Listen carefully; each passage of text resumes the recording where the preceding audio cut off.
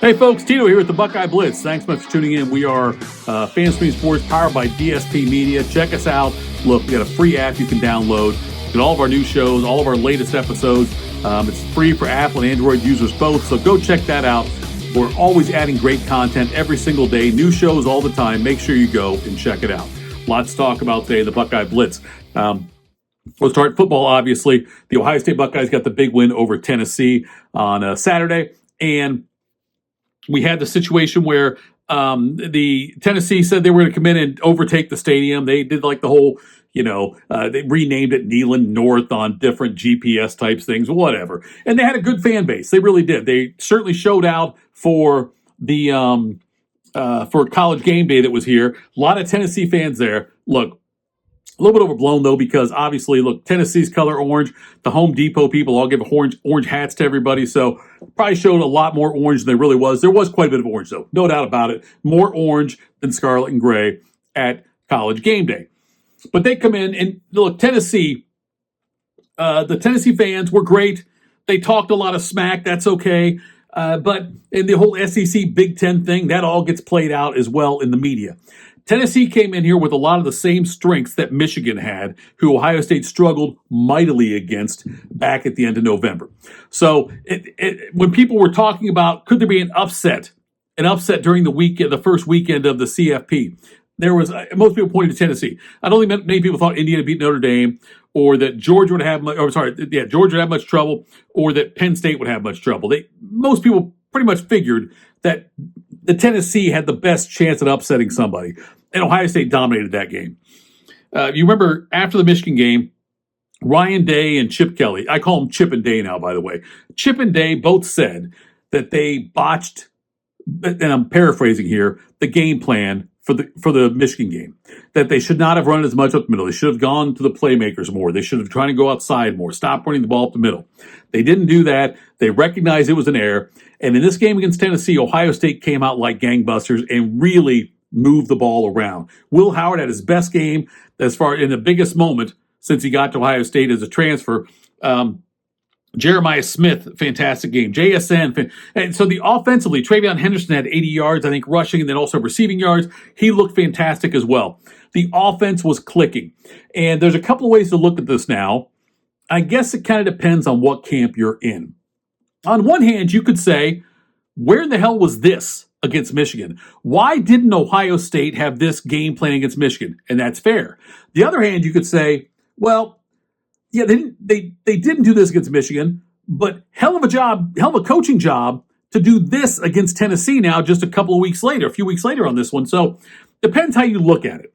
And I can see both sides of the coin on this. Yes, I wish Ohio State had been more aggressive. I'm sure Chip and Day do also against Michigan.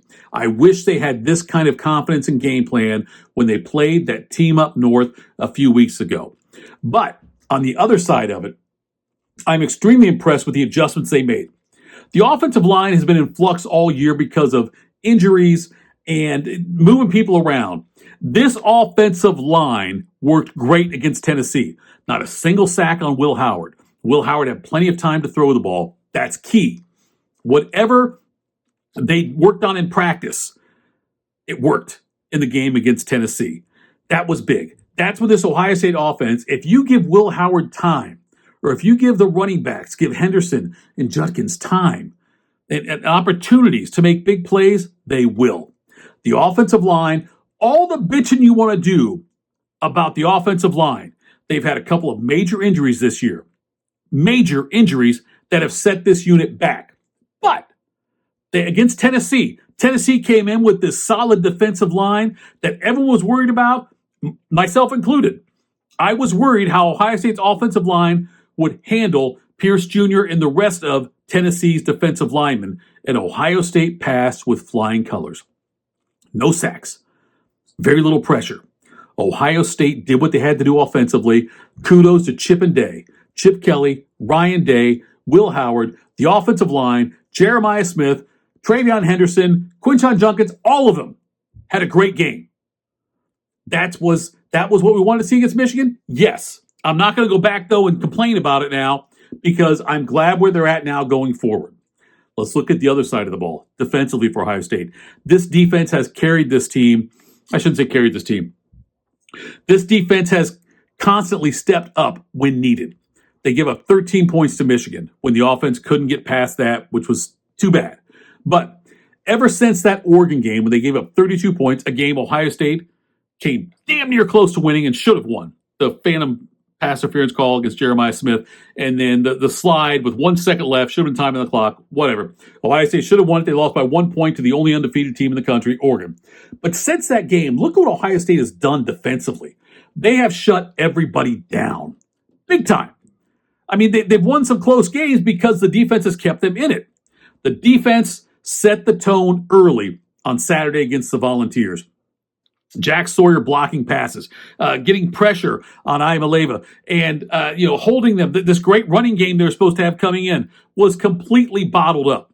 Ohio State's defense is the most elite defense in the country when they're playing their A game, and they played their A game here. And they usually do play their A game. We'll see what happens against Oregon. Oregon game coming up on January 1st. Obviously, it's a rematch from the 32-31 game. Oregon considered the best team in the country. Look, I think right now Ohio State's considered the first or second best team in the country. They should be. Who are the 4 best teams in the country right now? I would say it's Oregon and Ohio State in some order. I'd probably put Texas and Georgia in there. Those are the 4 best to me. Maybe Notre Dame, I guess. Georgia, because of the Carson Beck injury, looks like doesn't look like. Carson Beck is out for the season. So if you want to put Notre Dame ahead of Georgia, I got you. Texas has a great defense as well. But now Ohio State gets to play Oregon in a rematch in a game on a neutral site. This is not at Oregon now, where the majority of the fans were Oregon fans in a very quaint atmosphere, a fantastic atmosphere, by the way, but a very quaint atmosphere. This is the Rose Bowl in Pasadena. Ohio State will have plenty of fans there. They travel well all the time. So Ohio State gets Oregon on New Year's Day.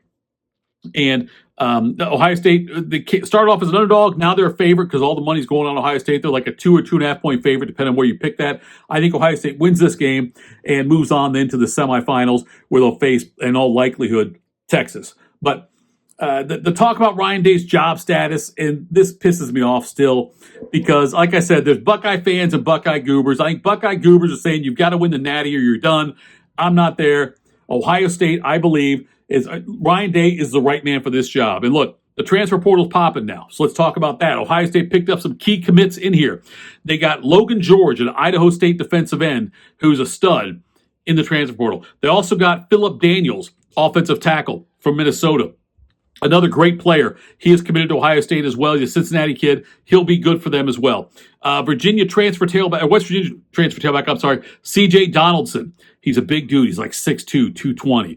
Love him. They got him as well. And they also they got a tight end, the top tight end in the transfer portal, Max Clare out of Purdue. They picked him up as well. Max Clare he led Purdue in receptions, yards, touchdowns, all that stuff as far as receiver goes.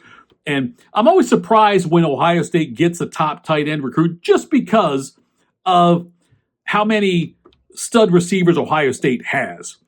And if I'm like a recruit, if I'm a tight end who's looking to go somewhere, I want to go somewhere and catch passes. But Ohio State also, though, is very well known for producing tight ends that can block. And that's a key thing in the NFL.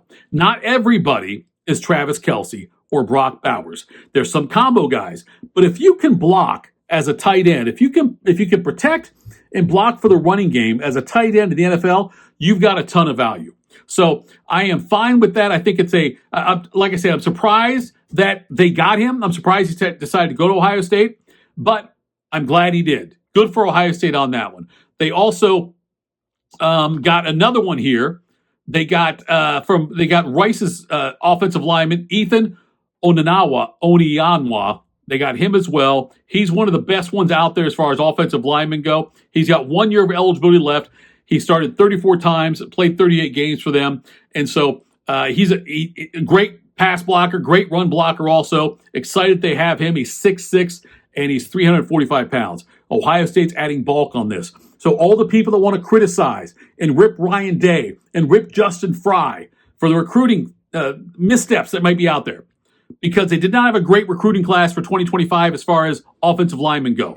Nonetheless, they do have one of the best offensive linemen through the transfer portal now. I'm excited about that for Ohio State.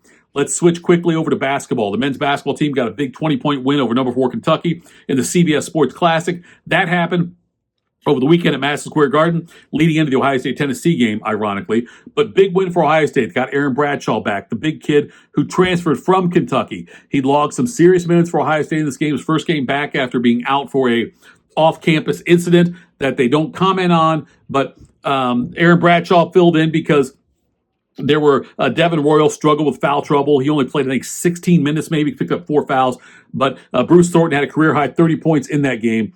And Ohio State got the big win there. Ohio State women rolled over Stanford, a big win for them as well. They go out west and play Stanford in the Bay City Classic as part of a. There was 2 games going on out there. UCLA played Creighton in the other. UCLA got a big win, an easy win there. I keep saying big too many times.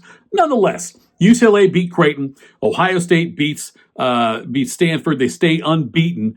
Ohio State women do on the season. Look, they're one of the top 4 or 5 teams in the country, in my opinion. You're going to see it play out as we get further into the season with Ohio State's women's team. Kevin McGuff doing a great job there, and they're a lot of fun to watch, this Ohio State women's basketball team. They still do. McGuff's got that, the way he does things, the 40 minutes of hell, and presses the entire time. I love it. They've got the depth to do it.